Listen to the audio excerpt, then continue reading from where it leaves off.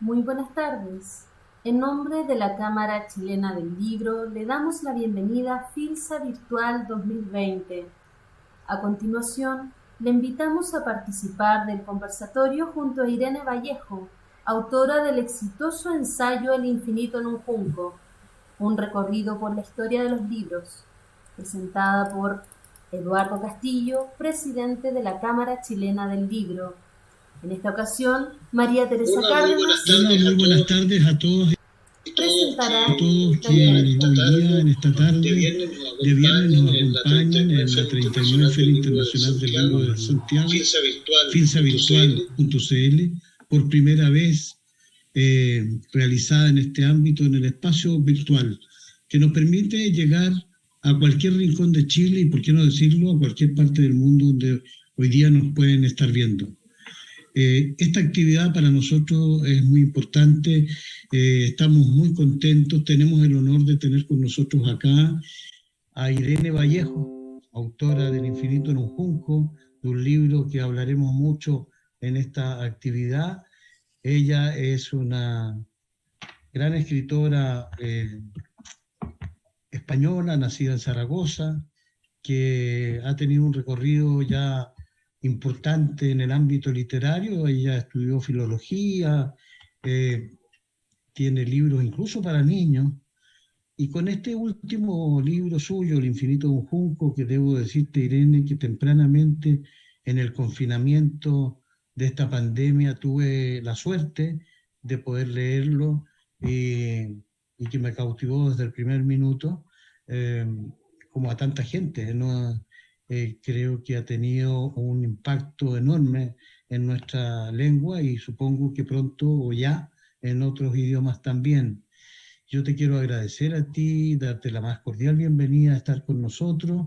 Eh, Tú hace poco fuiste distinguida con el Premio Nacional de Ensayo en España, precisamente por este libro, que va a dar mucho que hablar, y como decía Vargas Llosa, es un libro seguramente del que se va a seguir hablando mucho más tiempo después que nosotros no estemos aquí. Y ha recibido elogios de tanta gente, ¿no? Así que bienvenida y muchísimas gracias por acompañarnos. También quiero presentarles a ustedes a una querida amiga, que también es un honor recibirla aquí, que es María Teresa Cárdenas, que tiene una vasta trayectoria en el mundo de las letras, de la cultura. Ella es una periodista referente en nuestro mundo, que ha tenido, yo diría, el privilegio de estar en la línea central de lo que ha sido la literatura en nuestro país, los avatares de la literatura aquí. Ella es editora de Artes y Letras del diario El Mercurio y también de la sección Cultura. Partió eh, tempranamente ahí en la pionera revista de libros en El Mercurio en el año 89, que fue para nosotros, para todo el mundo del libro, un espacio maravilloso, fue un regalo enorme, abrir ese espacio a la crítica, a la reseña de libros, a la conversación en torno a la literatura. Nos ayudó a acercarnos a muchos autores. En fin, el Mercurio hizo un trabajo enorme ahí. Bueno, desde ese tiempo María Teresa, eh, en su condición no solamente de periodista, sino que amante de los libros y la literatura, y en todo el ámbito cultural, ha trabajado incesantemente durante todos estos años. Nos conoce muy bien a todos, conoce muy bien todos los rincones literarios de este país y mucho más allá de las fronteras. Eh, Así que es un honor tenerla aquí para que converse contigo, Irene, puedan tener una conversación mágica en este tiempo, como digo, donde todo funciona virtual, y tú desde España, y supongo que desde Zaragoza ahora, y María Teresa aquí en Santiago, podrán regalarnos estos minutos junto a esta obra literaria, como digo, que nos tiene a todos eh, convocados a una reflexión distinta, porque se refiere a la historia de los libros, a nuestra memoria, en definitiva, que valoriza el libro de una manera tan importante. Así que bienvenidas a las dos, muchas gracias. Gracias a ustedes, el público, y puedan disfrutar de esta conversación. Muchas gracias. Gracias, Eduardo. Bueno, Irene, un gusto tenerte en esta conversación. Eduardo ya adelantó algunos de los datos de tu presentación, que eres de Zaragoza, que estudiaste filología clásica, y también me gustaría destacar ese doctorado europeo por las universidades de Zaragoza y de Florencia. Como decía también Eduardo, tienes novelas, ensayos publicados, tienes libros infantiles, recopilaciones de tus artículos, pero sin duda lo que nos ha conmovido, conmocionado a todos ha sido este último ensayo, que ya ha tenido, bueno, tiene el Premio Nacional de Ensayo en tu país y ha tenido otros premios también, que es El infinito en un junco. Y esta historia de los libros en el mundo antiguo. Ahora me gustaría empezar, bueno, dándote esta bienvenida también, este privilegio de poder conversar contigo a través de la pantalla. Y ojalá que podamos tratar, porque el libro es inmenso, inmenso no solo por la cantidad de páginas, sino que por la reflexión que surge a partir de él. Cómo tú, a partir de esta invención del libro, partiendo de estos papiros, de estos rollos, ¿cierto?, de papiros, o de las tablillas, de las tablas, llega hasta el libro electrónico. O sea, esto es sobre la invención del libro antiguo, pero en el fondo lo vas entremezclando con lo que ha llegado a ser el libro hoy. Y me gustaría partir por el principio y preguntarte, porque tú en algún momento dices que quizás el punto de partida o lo que dio origen a este libro fue tu visita en Florencia a la biblioteca, en la que pudiste tomar el rollo de Petrarca, de los papiros de Petrarca. Y dices en el libro quizás ese fue lo que dio origen a esto. Me gustaría que nos contaras ese momento, ese encuentro, porque parece que fue muy emocionante, y qué venía desde antes y cómo siguió después esta idea de hacer el libro. Bueno, muchísimas gracias en primer lugar a la Cámara Chilena del Libro. Es un auténtico placer poder dinamitar las distancias y entablar esta charla contigo, María Teresa, y participar así en una feria tan prestigiosa y tan simbólica como esta Feria Internacional del Libro de Santiago. Me siento de verdad muy, muy honrada y muy feliz.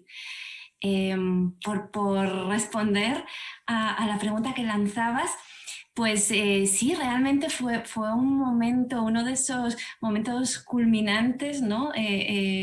Uno de esos ápices de la memoria, ¿no? Lo que yo tengo asociado a ese primer libro de Petrarca, que era el primer manuscrito realmente que yo tenía entre las manos. Y fue tan especial por distintos motivos, no solo por el encuentro con la dimensión estética de un manuscrito antiguo y valioso que hasta entonces yo solo había visto fotografiado en las vitrinas de los museos, y la parte sensual de poder acariciarlo, ¿no? De escuchar la música de sus páginas, el crepitar del pergamino, que es distinto a la sonoridad del papel o del papiro, y encontrarme a solas con un objeto tan valioso, pero también la percepción del enorme salto, incluso económico, histórico y civilizatorio, que suponía que alguien como yo, venida de una pequeña ciudad española, pudiera tener entre las manos un tesoro destinado a la familia de los Medici.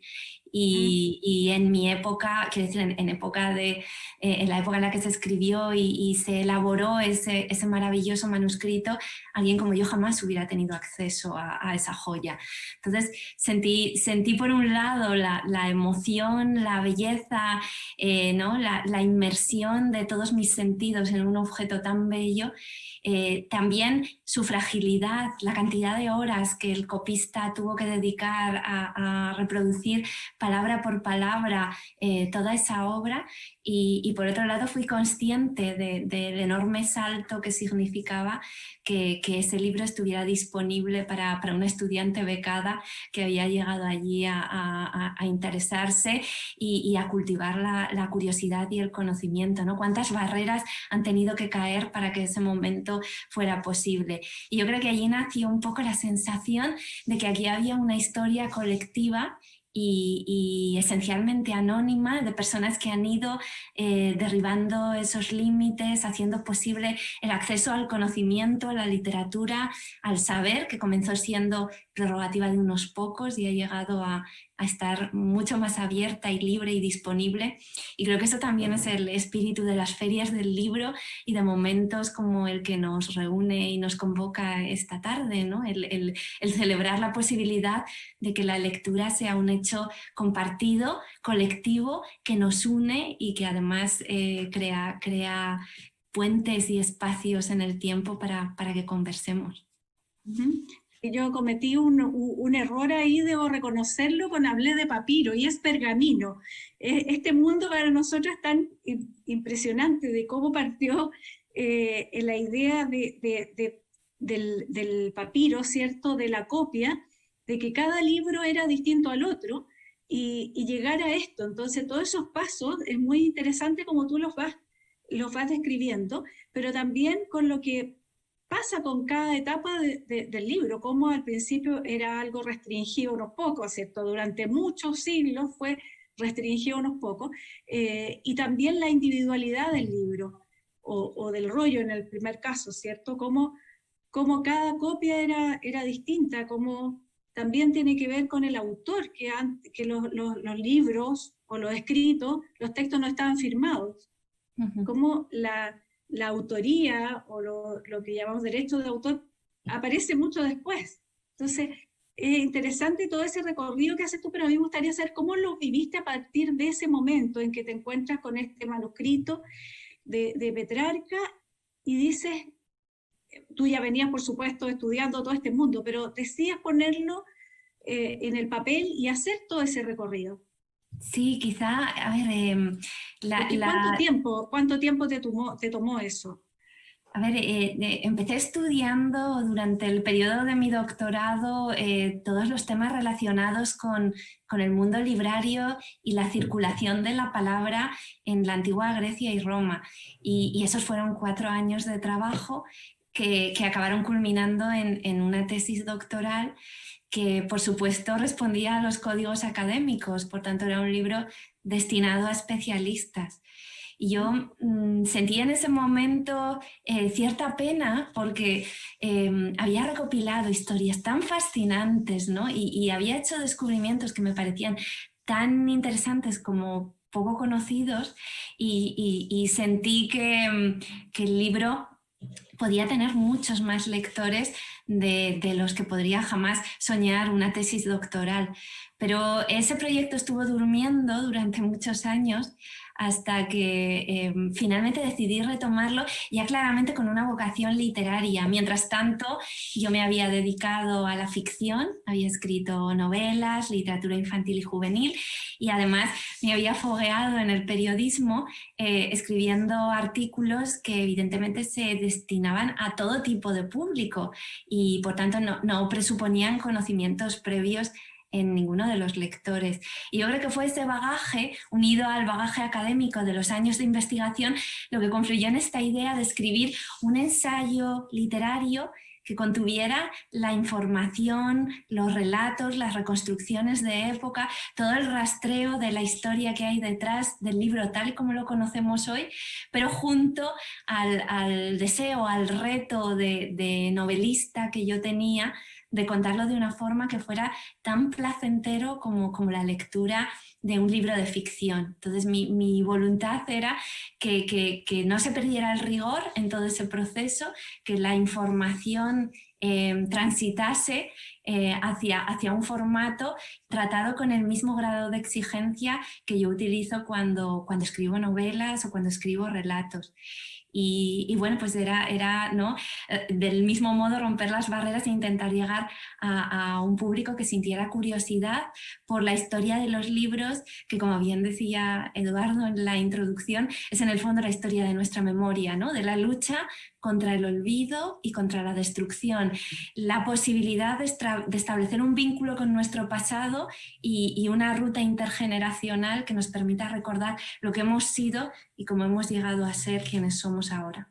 Claro, en ese sentido el libro es, como dices tú, tiene el rigor de la historia, tiene también elementos que son atractivos, que lo hacen como también elementos de la ficción, y también es una biografía tuya, es una autobiografía.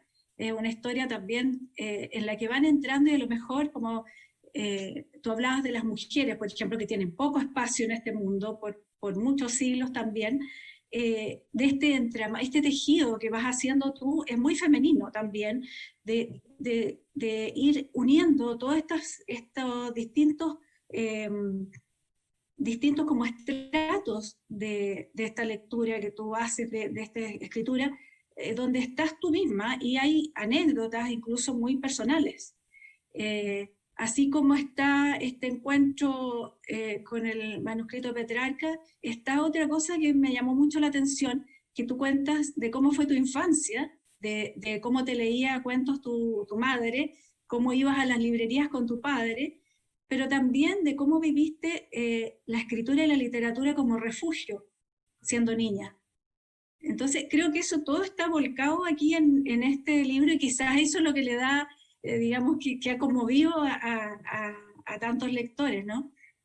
Me ¿Sientes que estabas escribiendo de alguna manera tu propia biografía?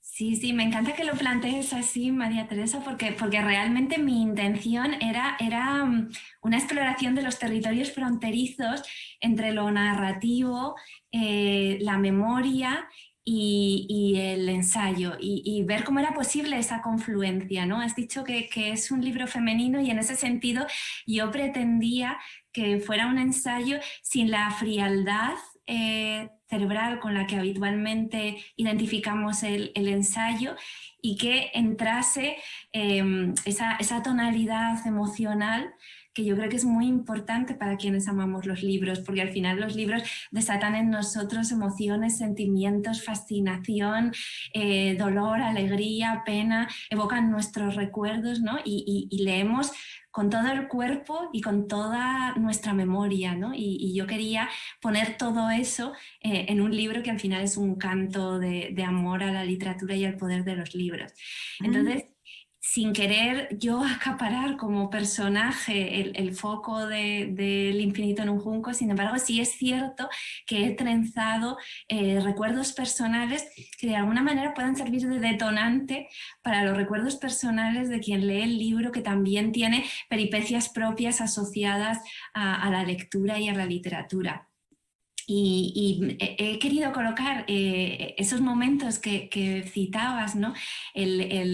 El recuerdo de mi madre contándome cuentos en la infancia antes de dormir, como una forma de homenajear expresamente a mi madre, que fue quien me inició en el amor por los relatos, y probablemente sin esos cuentos infantiles yo no habría llegado a ser escritora, y por eso quería hacer explícita la deuda y reconocer también ese traspaso generacional de historias entre las mujeres, de historias, de memoria, de amor por las palabras, de amor por los versos y por la poesía. Y es un gran homenaje al papel intelectual de las mujeres, que muchas veces ha sido silenciado en la historia para destacar otras vertientes de la vida de las mujeres, la maternidad, el matrimonio, pero siempre se ha dejado en la sombra la inmensa tarea intelectual. No hablo solo de la esfera pública, sino incluso dentro de la familia, transmitiendo el lenguaje.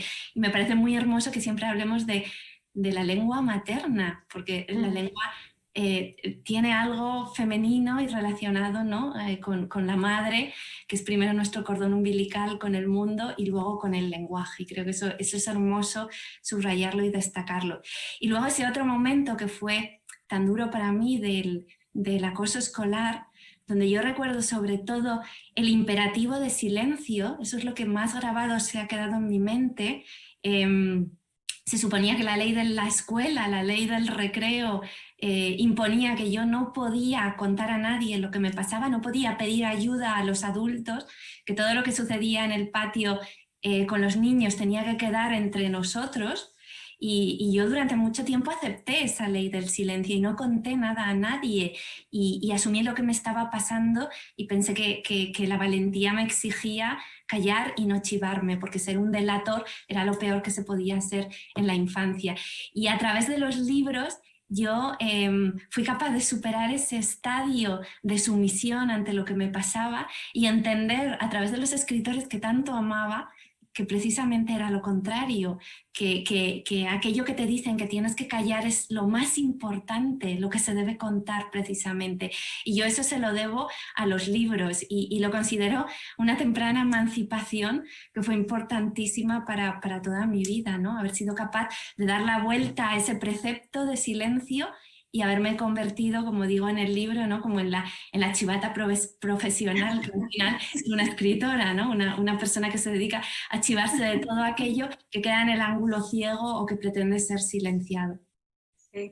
En ese sentido, quizás está el peligro, entre comillas, que siempre tienen los libros para los regímenes autoritarios, para todo el que quiere callar verdades, ¿cierto?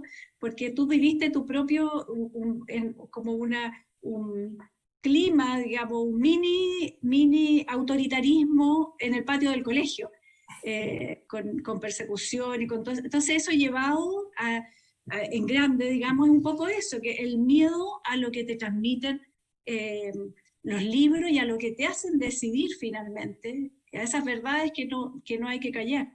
Sí, es cierto, tiene muchísima relación los libros con la libertad, no evidentemente un libro concreto que tiene sus propias ideas, sus conceptos implícitos, su ideología, sino la abundancia de libros, ¿no?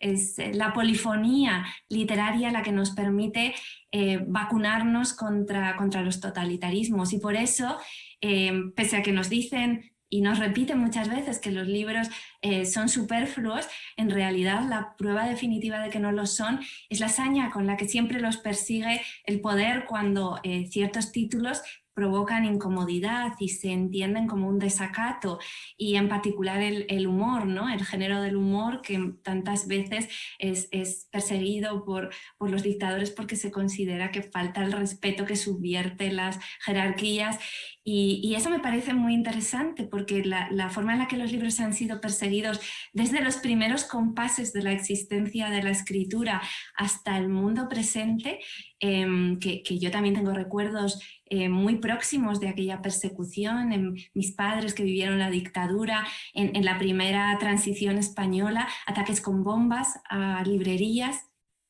Todos esos acontecimientos que están cerquísima, demuestran que los libros, lejos de ser superfluos, son tan importantes que son al final la diana siempre de los poderosos, ¿no? Entonces yo quería reivindicar toda esa historia, quería reivindicar ese juego de palabras entre libro y libre, ¿no? que ya se produce desde el latín, esa proximidad sonora, y tiene mucho que ver también los primeros libreros, los primeros vendedores de libros en la antigua Roma eran libertos, que también llevaban en su nombre, ¿no? El hecho de haber accedido a la libertad después de haber sido esclavos, y creo que íntimamente los conceptos están ligados, están profundamente ligados, y allí donde se persiguen los libros siempre se acaba persiguiendo a las personas. Es una concatenación de hechos incuestionable. Sí, aunque tú aclaras ahí que las raíces parece etimológicas son distintas, pero es bonita la asociación que hace, y en ese sentido a mí me llama la atención lo que incluso lo dijo Eduardo en la introducción, en la presentación, cómo este libro a él, leído en pandemia, le hizo tanto sentido y lo impactó tanto, y yo creo que somos muchos los que en pandemia hemos recurrido especialmente a los libros, y como un objeto de primera necesidad. Yo creo que para la gente, sobre todo los que han vivido solos la pandemia, el libro claramente es un objeto, o sea, un bien muy necesario, muy de primera necesidad. Sin embargo, los gobiernos no necesariamente lo ven así a la hora de, por ejemplo, en Chile nos pasó que se cerraron las librerías, pero nos dieron otras facilidades para vender los libros, para poder abrir los libros cuando estábamos en fase intermedia, o sea, las librerías cuando estábamos en fase intermedia. Entonces, ¿por qué esto incluso en democracia, en países democráticos, no se le da este valor al libro quizás como un instrumento de primera necesidad?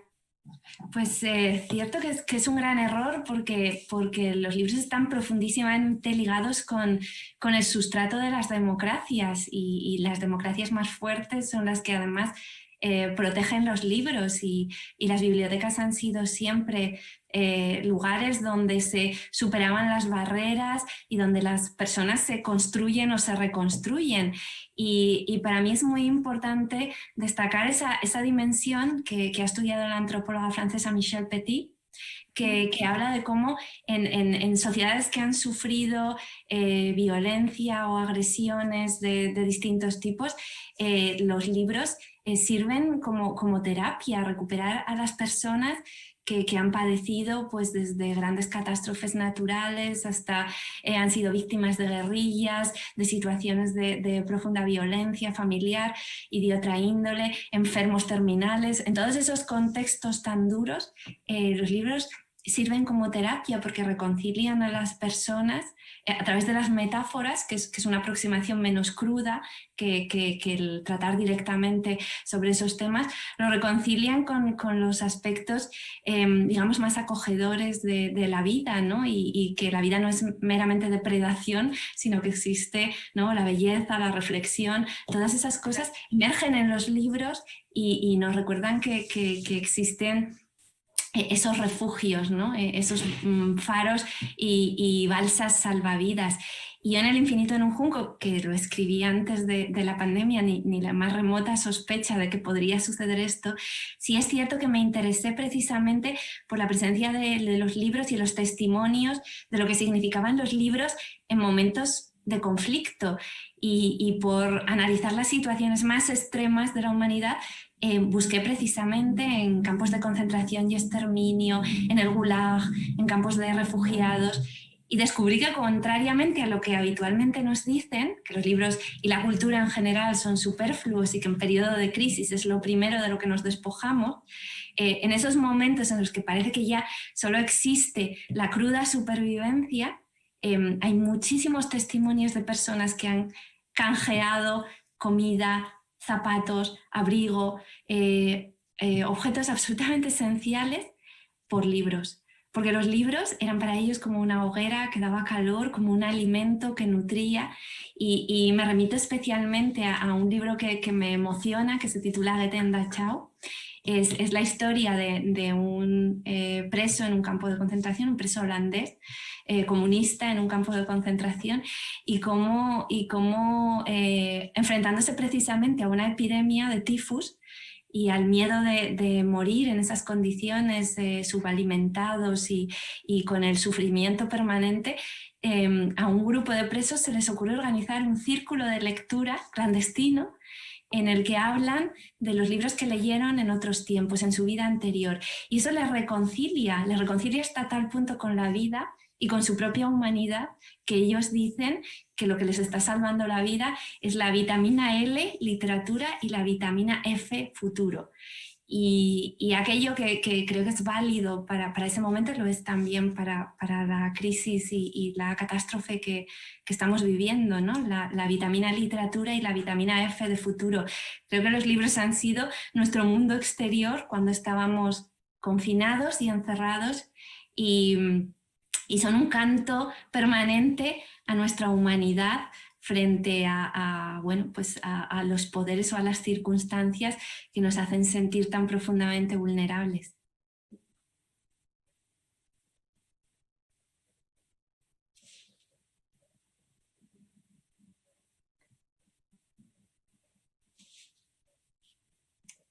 Disculpa, Teresa, no te estoy escuchando, creo que tienes el micrófono cerrado.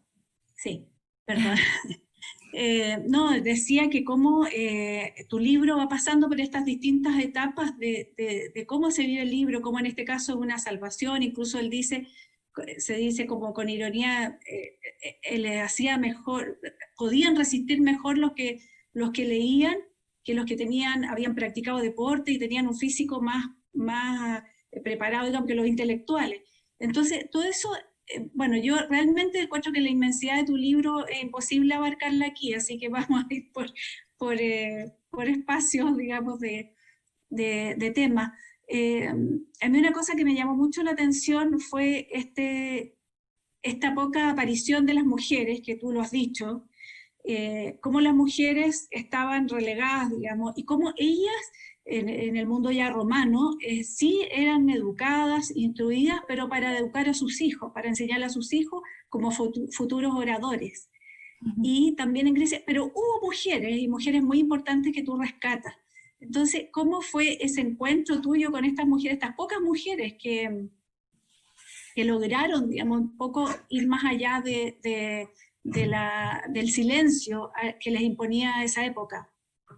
Bueno, realmente hay que buscarlas a esas mujeres, hay que investigar casi como detective para ir reuniendo toda una serie de menciones casi tangenciales en muchísimos textos a la existencia de estas creadoras, que en general pasa desapercibido en el panorama iluminado por el foco de la luz pública. Y bueno, para mí siempre ha sido una preocupación y una fuente de interés, ¿no? Yo durante todos mis años de estudio leía una historia que tenía un sujeto colectivo, un nosotros, pero ese nosotros yo siempre me preguntaba, ¿incluye a las mujeres? ¿O las mujeres lo vivían de otra forma y con otras coordenadas distintas a los hombres? Y esta pregunta, mis libros de filología y de historia antigua no me la respondían. Y entonces yo quise escribir mi libro atendiendo a esa curiosidad sin respuesta que yo había sentido cuando era una estudiante. Y fui buscando, tirando de los hilos y de las hebras para encontrar la presencia de las mujeres en la literatura, en la vida pública, en la filosofía y en el uso de la palabra. Claro, evidentemente cuando se inventa la escritura, eso se convierte en una gran tecnología, una tecnología que hace poderoso a quien la conoce. Y la mayoría de las mujeres quedaron en el mundo de la oralidad siendo la escritura una herramienta de poder administrada mayoritariamente por hombres. Sin embargo, se encuentran acontecimientos tan pasmosos y tan maravillosos como el hecho de que el primer texto firmado por una persona en la historia de la literatura, es decir, el primer texto no anónimo, lo compuso una mujer, que era una sacerdotisa acadia, y ella es la que da el salto, es el primer sujeto narrador, contador de historias de nuestra tradición, y es un hecho prácticamente desconocido para el gran público, pero incluso para los especialistas.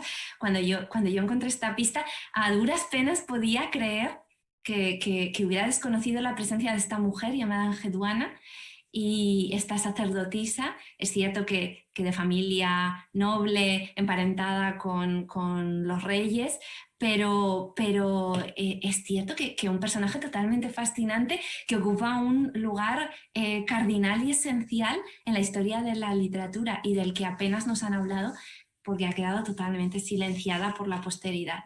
Entonces yo fui tirando de esas hebras, buscando los nombres propios, intentando al menos hacer una nómina de huellas y de desapariciones, pero evitar que al menos se perdiera el nombre y aunque solo quedase un añico de un verso o de una referencia a esa mujer, por lo menos registrar su existencia y contar a través de ella, a través de sus nombres, la historia de un intento permanente de las mujeres por tomar parte en la conversación pública y contar su visión del mundo y dedicarse a la filosofía, a la política y digamos, a contribuir a transformar el mundo. Y eso sucedía incluso en el mundo antiguo. Es cierto que fueron pocas, pero yo le daría la vuelta y me alegraría de que al menos existan esas mujeres, más de las que creemos, muchas más de las que creemos, y a las que merece la pena rescatar porque son nuestra genealogía y porque sin ellas no estamos realmente construyendo una historia completa, estamos despojando a la historia de una parte esencial. Es cierto que los propios escritores y cronistas de la antigüedad se desentendieron de sus nombres, de su memoria y de sus libros, por eso han llegado tan pocos restos de su obra, pero precisamente creo que el presente puede rescatar todo aquello que quedó oculto, silenciado y borrado en la medida que todavía haya evidencias de su existencia y evitar prolongar una situación en la que las mujeres siguen ausentes como sujeto histórico.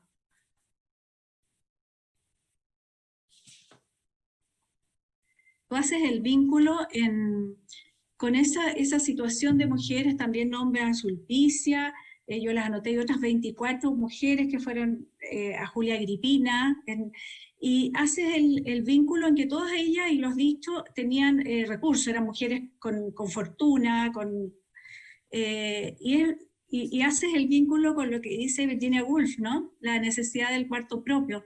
Sí. Y uno se da cuenta cómo esto se ha prolongado en la literatura de mujeres, escrita por mujeres, no de mujeres, que siempre es más difícil, quizás porque se le dan estos roles, todavía sigue siendo importante la mujer como madre, como esposa, como roles, en que todavía es difícil tanto la escritura, en el caso de la mujer, como el reconocimiento.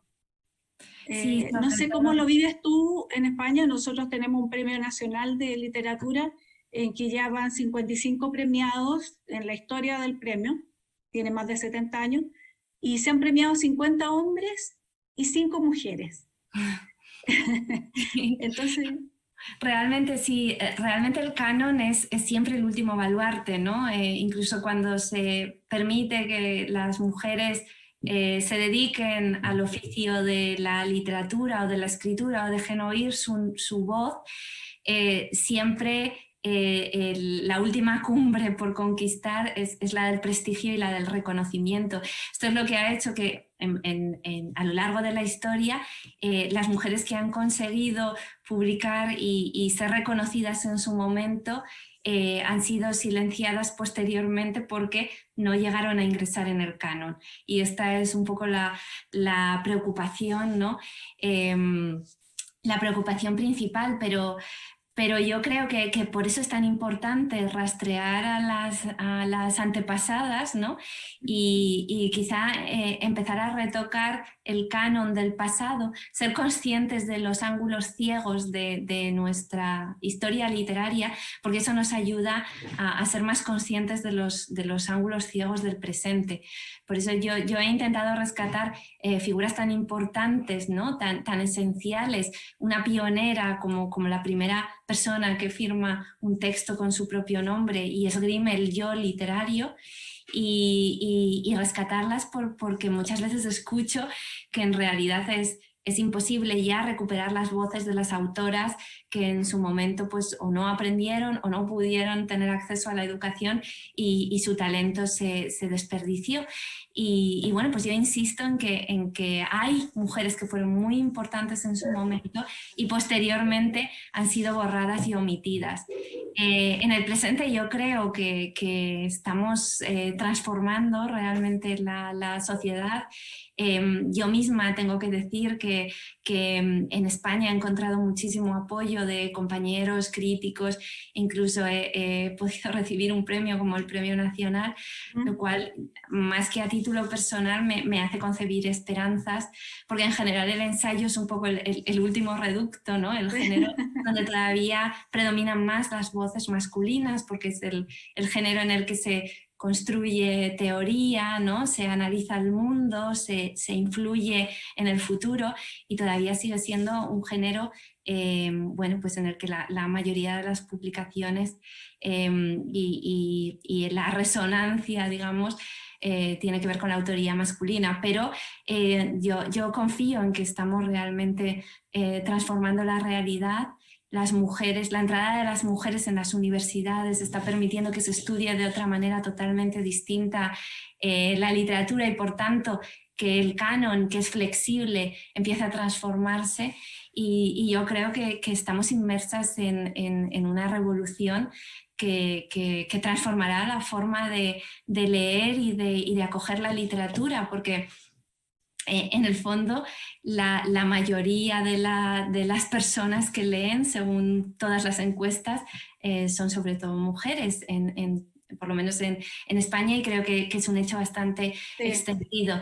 Entonces yo he reivindicado precisamente toda esa línea temporal y el magisterio que en mi vida han ejercido mujeres como mi profesora de instituto, a la que cito por su nombre y recuerdo y evoco, mi madre, y lo he relacionado con todas esas mujeres de la antigüedad a las que yo también considero maestras, porque creo que su lucha ha abierto camino también a mis palabras. Y en un momento digo, escribo para que no se rompa el viejo hilo de voz, hablando de las mujeres tejedoras que a lo largo de la historia pues han contado relatos al mismo tiempo que manejaban la rueca o el telar, y creo que ahí hay una historia silenciada, en gran medida oral, que no registran los libros de historia ni los manuales de estudio, pero que ha venido nutriendo generación tras generación toda la creatividad, como decíamos, a través de los hijos e hijas que han recibido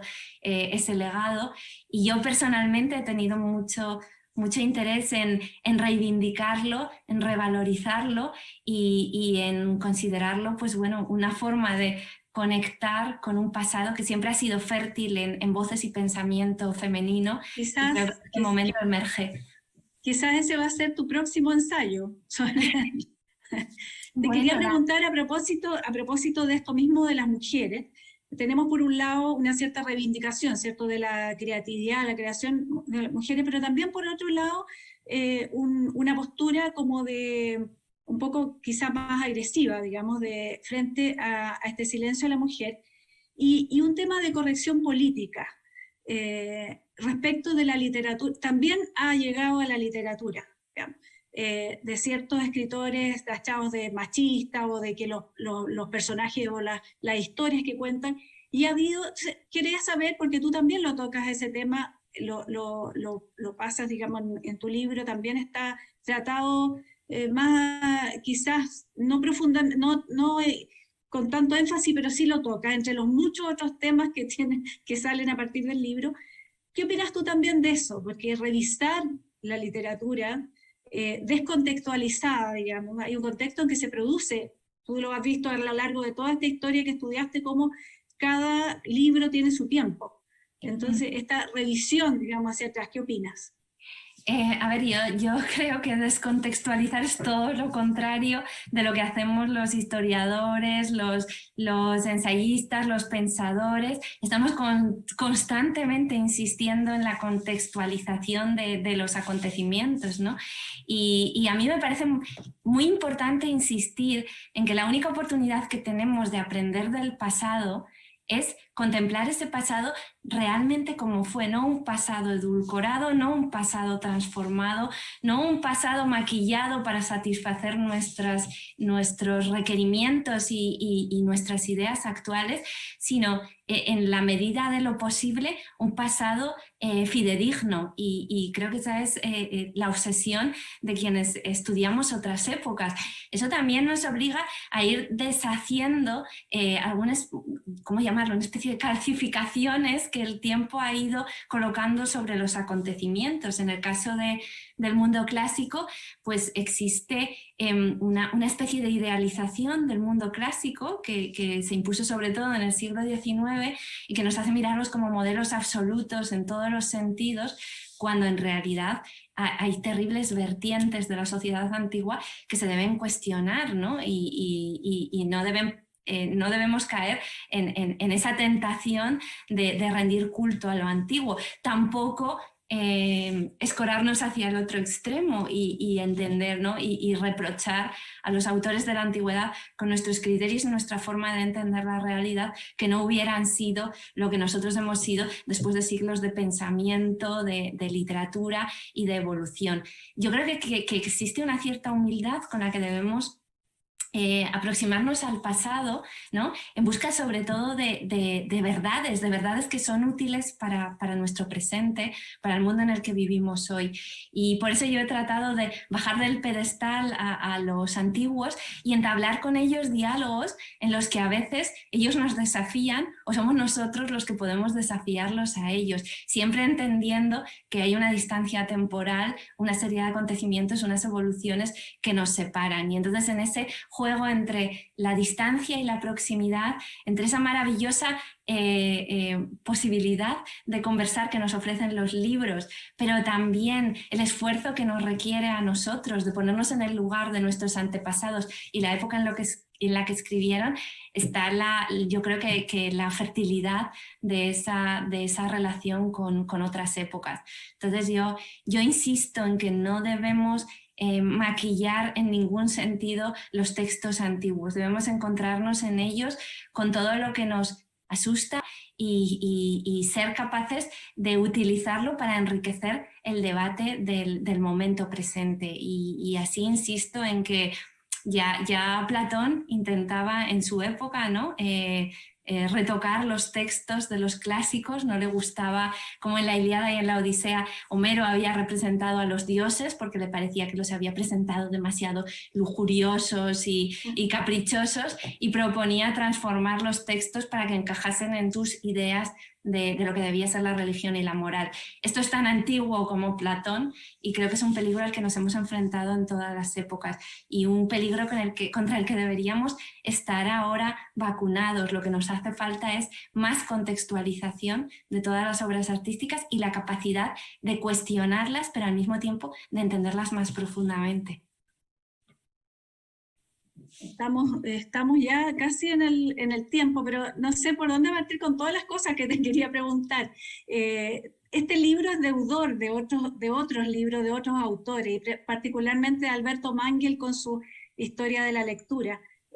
Hay episodios también que él rescata como el lector, ¿cierto? En el caso de él está mirado siempre desde el punto de vista del lector, y que es esta idea de que tú lo relacionas también con como la idea de la biblioteca con Google.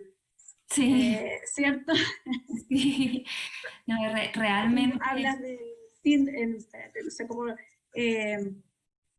hablas de esto como Google en el fondo es una memoria externa, y ya Sócrates lo identificaba eso con los libros, como la memoria, el peligro de que la memoria fuera externa y no fuera algo aprendido, ¿no? Sí, tú lo relacionas con eso.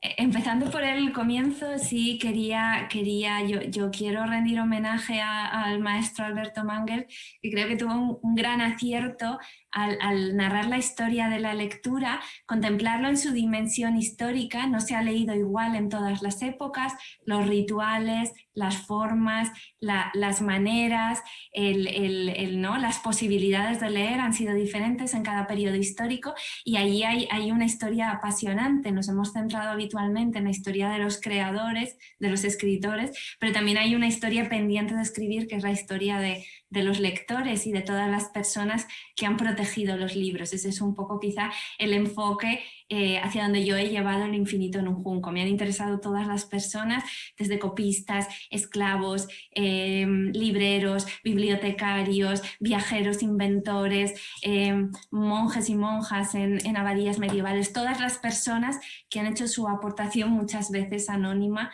a la posibilidad de conservar los libros y conversar con ellos a lo largo del tiempo. Y por eso ese ensayo, que además es profundamente literario y está tan bien escrito, ha sido un modelo esencial, y yo aprovecho la ocasión para reconocer esa influencia. Y sí, la verdad es que es curioso contemplar, como decías, que el tipo de temores que despertó la tecnología de la escritura en la época de Sócrates y Platón se parezcan tanto a las que produce ahora la revolución tecnológica de Google y de las pantallas en general en nuestro tiempo. Es decir, que los argumentos que se esgrimen son sospechosamente parecidos. Decía Sócrates, que por cierto no escribió, se negó a escribir, que en el momento en el que la sabiduría está en los libros y no en nuestro interior, es un lugar al que vamos a consultar los conocimientos, pero no forman parte de nosotros, de nuestras entrañas, de nuestro interior, y por tanto no es conocimiento de nadie y no es auténtica sabiduría. Y eso se parece mucho a lo que nos decimos ahora, ¿no?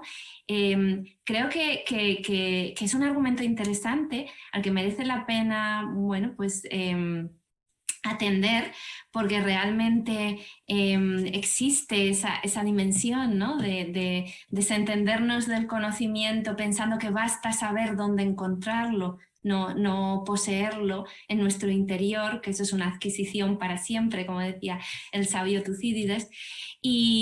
Pero por otro lado, yo creo que hay una dimensión que se negaban a ver Sócrates y Platón y que también está latente en estas críticas actuales, que es que realmente gracias a las tecnologías, a la posibilidad de acceder a casi cualquier conocimiento, estamos estimulando la curiosidad de una forma que no se había estimulado en ninguna otra época de la historia, ¿no? Porque cuando existe muy poco aliciente para preguntarse y cuestionarse las razones por las que las cosas son como son o el mundo funciona como lo conocemos, porque no hay posibilidad de encontrar respuesta a esas preguntas, lo que se produce es un cierto conformismo. La posibilidad de encontrar las respuestas es en sí misma tremendamente estimulante para la inteligencia, y de alguna manera a través de las tecnologías y del acceso al saber, que en el fondo es la democratización del conocimiento y su expansión, de alguna manera pertenecemos al cerebro más grande que ha existido en ningún momento. Yo creo que eso también hay que destacarlo. Es una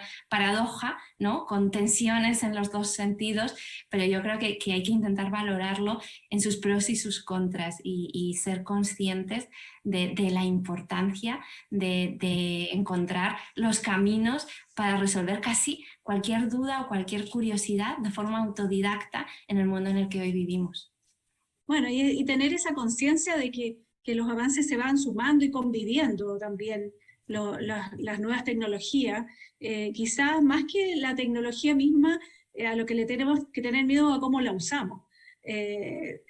A poner la decisión en la tecnología, somos nosotros los que en el fondo, desde lo que tú hablabas, desde las tablillas, el rollo de papiro, el pergamino, todo al final ha sido todo en beneficio del hombre, pero lo importante es cómo el hombre, la mujer, ocupamos esas herramientas. Bueno, Irene, creo que llegamos al final de nuestra conversación, no puedo creer porque hay tantos temas que me gustaría conversar contigo, pero te agradezco mucho esta conversación y te agradezco también tu libro. Y bueno, por supuesto a la Cámara del Libro esta invitación. Ha sido un auténtico placer, un honor, y he disfrutado tantísimo que solo puedo desear que quienes nos escuchan pues hayan participado de este goce, porque yo creo que el aprendizaje y el saber es uno de los grandes placeres de la vida, un placer en general subestimado, y bueno, pues eso es lo que yo intento reivindicar constantemente cuando escribo, el placer de la charla, de la conversación, del viejo diálogo, del diálogo con los libros, del diálogo con las personas, como esta maravillosa conversación, María Teresa. Y eso es lo que transmite tu libro, así que la invitación para quienes no lo han leído todavía es que disfruten de eso que tú dices en tu libro. Gracias. Muchas gracias.